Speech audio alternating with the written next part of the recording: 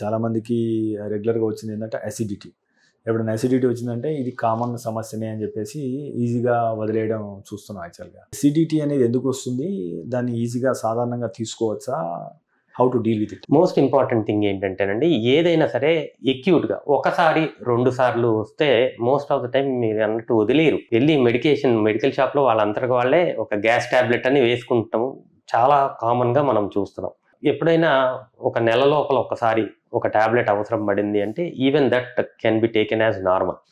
కానీ ఎవరికైనా సరే రెగ్యులర్గా కడుపులో మంట కానీ, తేన్పులు కానీ, గుండెల్లో మంట కానీ ఇలాగ ఎక్కువ రెగ్యులర్గా వస్తుంది, వీళ్ళు మోర్ దాన్ 3 వీక్స్ ట్యాబ్లెట్ వాడిన తర్వాత కూడా సిమ్టమ్స్ ఉంటున్నాయి, లేదంటే 3 వీక్స్ కన్నా ఎక్కువ మందులు వాడాల్సి వస్తుంది అంటే వీళ్ళు డెఫినెట్గా మెడికల్ అటెన్షన్లోకి రావాల్సిన అవసరం ఉంటుందండి.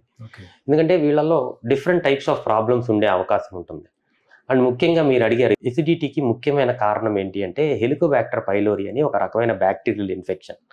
ఈ మధ్య కాలంలో ఎక్కువ శాతం మంది బయట ఆహారము ఏదో ఒక టైంలో ఏదో ఒక రకంగా తీసుకుంటాం జరుగుతుంది.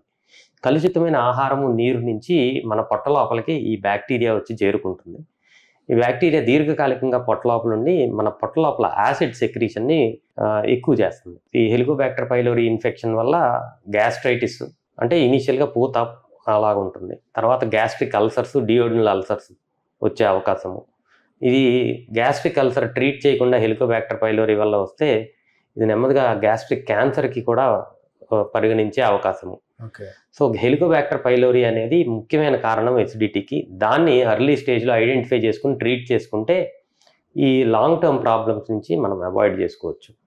గ్యాస్ట్రిక్ అల్సర్, డియోడినల్ అల్సర్కి ఇదివరకు రోజుల్లో కారాలు తింటే, మసాలాలు తింటే అల్సర్స్ వస్తాయి అనేది ఒక ఆలోచన.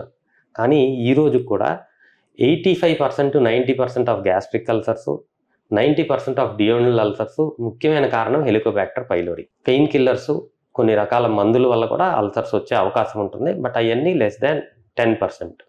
But 90% is Helicobacter pylori infection. మీరు తీసుకునే అదే మందులు, అదే నాణ్యమైన మందులు, కానీ సగం ధరకే. అవును, మెడ్ ప్లస్ బ్రాండ్స్ పై 50 to 80% తగ్గింపు.